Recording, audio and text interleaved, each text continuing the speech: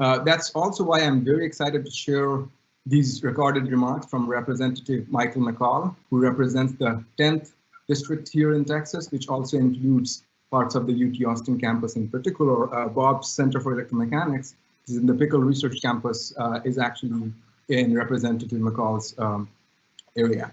Congressman McCall currently serves as the ranking member of the House Foreign Affairs Committee and was formerly the chairman of the House Homeland Security Committee. Shortly after arriving to Congress in 2005, Congressman McCall formed the bipartisan High-Tech Caucus. The High-Tech Caucus has focused on ways to keep America's tech sector strong, including R&D tax credits, STEM education, and green technology such as smart grids and electric vehicles. With that, let's hear from Congressman McCall. Thank you for having me today. It's a pleasure to be here alongside the great minds of our nation's energy industry. I'd also like to thank the Cockrell School of Engineering and the Energy Institute at the University of Texas for hosting this roundtable on such an important issue. Texas is the top energy producing state and the largest oil and gas producing nation in our world. Our fossil fuels alone produce 80% of the world's energy. These abundant natural resources not only support our economy and good-paying jobs, but they also make us more secure as a nation. We are fortunate that we are no longer at the mercy of the OPEC cartels for the majority of our oil needs. Instead, thanks to innovation and technology, we have become a net energy exporter that offers our partners a reliable supply of energy resources. However, it is critical our nation continues to invest in revolutionary technologies as the energy industry evolves. We cannot let countries like China surpass American leadership in this space. Currently, China leads global hydrogen production. They are investing billions in hydrogen research and infrastructure development, with a new focus on fuel cell vehicles. The United States must recognize and counter China's attempts to surpass our leadership on the global stage and in the energy industry. Companies are looking to the future of energy and searching for ways to revolutionize their industry. This search for innovation has spurred by events like March 2020 crude oil crisis and the new presidential administration's focus on cleaner, renewable energy sources. As a leader in all aspects of the energy sector, Texas must continue to drive the next generation of innovation. With our state's current infrastructure, we are perfectly postured to assume leadership in this new wave of renewable energy. Several big energy companies already call Texas home. One exciting new prospect of renewable energy is the main focus of today's roundtable, hydrogen energy. Hydrogen has been used in the energy industry for many years, but using green hydrogen as a fuel source is a new and exciting prospect in the world's search for cleaner fuel. I was fascinated to learn about the possibilities that come with clean hydrogen energy, like hydrogen as a fuel cell that can power equipment and machines.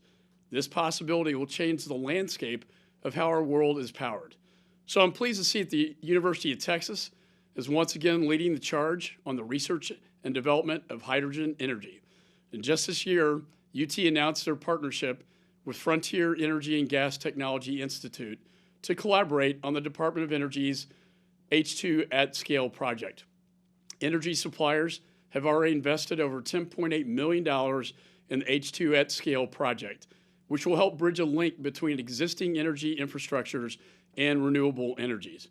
This cutting-edge project will host a first-of-its-kind integration of commercial hydrogen production, distribution, storage, and use.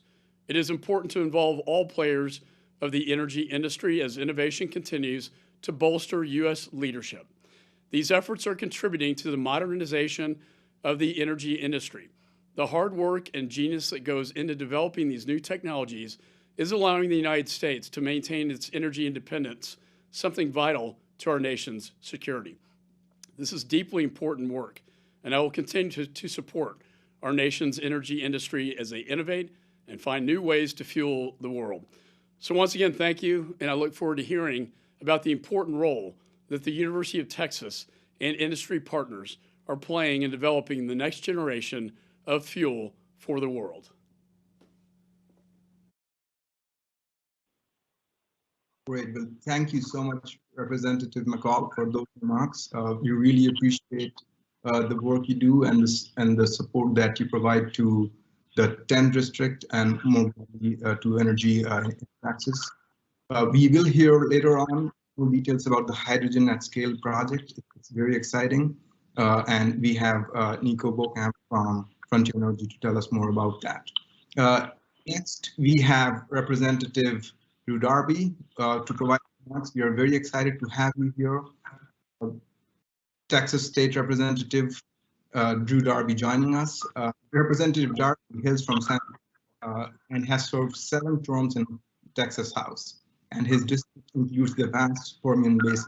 So, it's fair to say that the experience and the observations that Representative Darby has had over the last, several years and decades, it's almost unparalleled. He has seen all those downs, as well as the deep economic and social impact that energy has in Texas. So it's a great pleasure to have you join us here. He currently serves as vice chair of the Texas House Business and Industry Committee, and he's member of the House Energy Resources Committee, where he most recently also served as the chairman. Notably, Representative Darby is also a Longhorn. We are very proud of that, sir, having received both his law degree and undergraduate degrees from the University at Austin. Our audience should know that today is in fact the 7th session of the Texas Legislature. So Representative Darby no doubt has a quite a full schedule. So thank you so much, sir, for making the time. Feel free to begin your remarks when you're ready. Well, thank you so much, and thanks to all that have taken time out of busy schedules to participate in this wonderful Texas Hydrogen Roundtable. I think this is one of the forums that is particularly important for Texas and our nation and the world economy as we move forward, and we need to be prepared for that. As a proud graduate of the University of Texas at Austin, and I'm always grateful to be able to participate with the Austin Energy Institute and the Cockrell School of Engineering to put forth these ideas and programs together so that all may benefit for the ultimate benefit of the state of Texas. So again, the moderator mentioned that today is the beginning day of the 87th legislature for the state of Texas. For those of you that are not familiar, the Texas legislature meets every other year in odd-numbered years, beginning on the 2nd Tuesday of January and will continue for 140 days. That's important because that kind of sets the table for, my discussion with you this morning is this is an opportunity. It's an opportunity for those in the industry, for those in academia, for those that want to see these type of projects move forward, to coordinate and work together. It's going to be I can't tell you exactly how the format will be conducted during the 140 days. I know that beginning today there will be limited access to the Capitol, but I would hope that over the succeeding weeks that will kind of relax and we can have a more traditional interchange of ideas. I would hope that each one of you would be able to reach out and have the contact information for all of the elected representatives, our staff, and certainly the senators and the governor's office. Make sure you have those numbers available and are able to contact those offices and discuss the issues that are presented during any legislation that might come forward. I will tell you that I've been an oil and gas lawyer for nearly 50 years. I've served a district in the Permian Basin. I was fortunate to participate back in 2006-07 when we started a discussion about laying the competitive reinvestment zone transmission lines out to West and North Texas. There was no power generation out there, but yet this state committed nearly $8 billion to provide access for transmission for projects that we knew or we believed would come forward. The old adage, if you build it, they will come, and I think that proved prophetic. Certainly that has been a great boon to this state. Texas continues to have energy diversity. we have energy resources abounding. We lead the nation in energy-related investments and technologies. Actually, 1/5 of U.S. domestically produced energy is produced right here in Texas. So goals that we projected back in 2009, 10,000 megawatts, that has already been exceeded. We have a wonderful mixture of gas, wind, coal, nuclear, solar, hydro, and biomass. I for one am all of the above.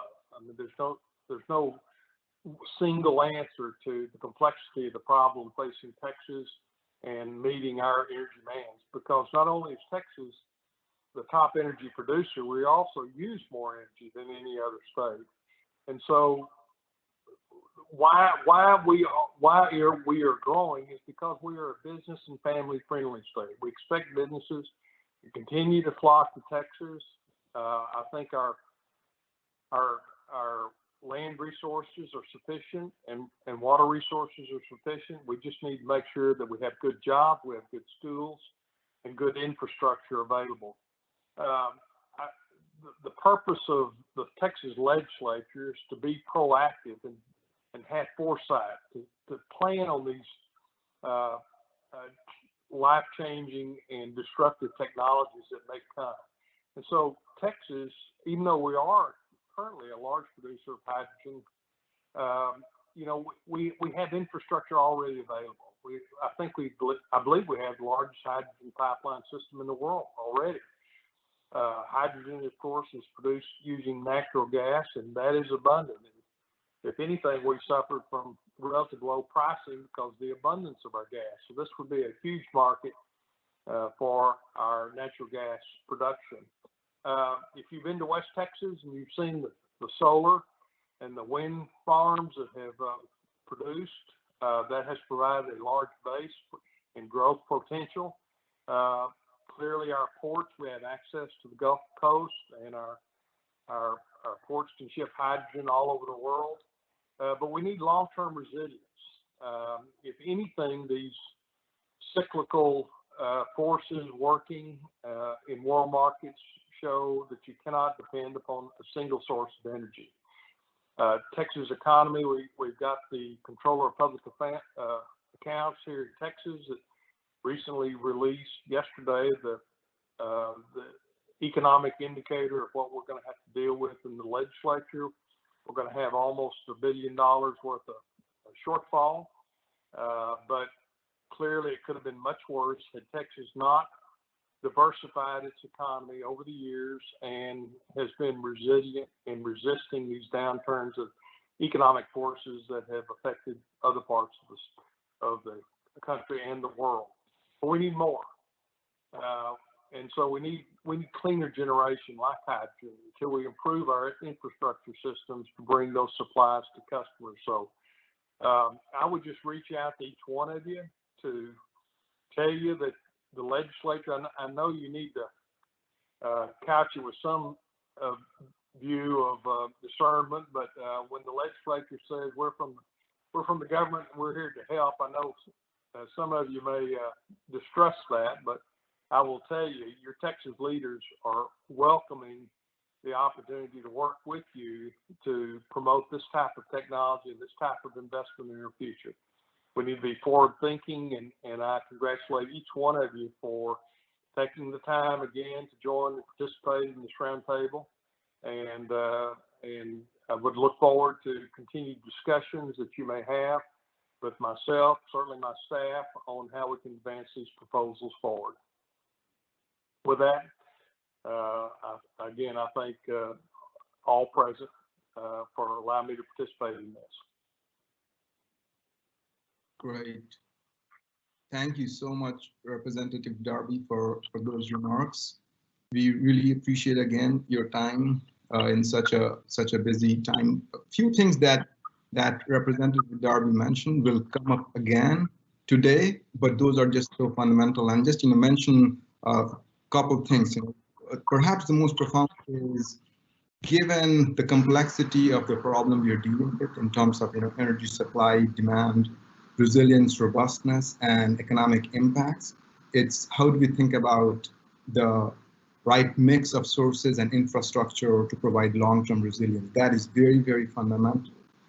And Texas, more than any other place, certainly has that resource base and the human skill base to basically really think in a much more holistic, integrated way to tackle this. Natural gas, the abundance of that resource we have here in Texas, and how that interacts with this emerging potential for hydrogen, that is going to be a profoundly important story for how the future of energy in Texas plays out. So thank you again, Representative Darby, for your remarks, and those will certainly keep us focused and inform this discussion as we move forward in the day. With that, let us get a little bit into more technical discussion.